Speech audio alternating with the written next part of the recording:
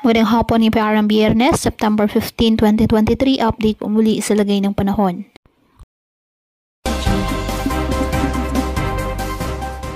Kumikilos na papalayo ng ating bansa ang binabantayang low pressure area.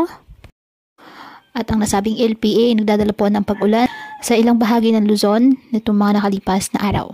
Nag-i-enhance ito ng habagat. Sa ngayon ay namataan ng LPA dyan po sa may north-northeast ng Itbayat, Batanes ayon sa Pag-asa. Patuloy namang nakakaapekto ngayon ang habagat sa Southern Luzon, Visayas at Mindanao. Wala pong bagyo na minomonitor sa loob at labas ng ating area of responsibility na maaaring makaapekto sa ating bansa.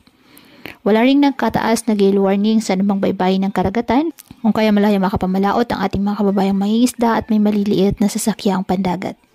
Ngayong araw, asahan ng pag-ulan sa ilang bahagi ng Southern Luzon, Cagayan Valley Region, Central Luzon, Visayas at Mindanao.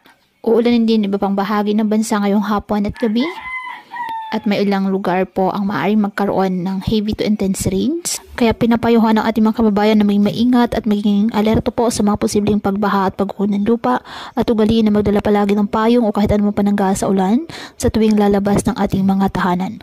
At yan po muna ang update sa lagay ng panahon ngayong araw. Muli patuloy po tayo na mag-ingat at palaging tandaan, God loves you.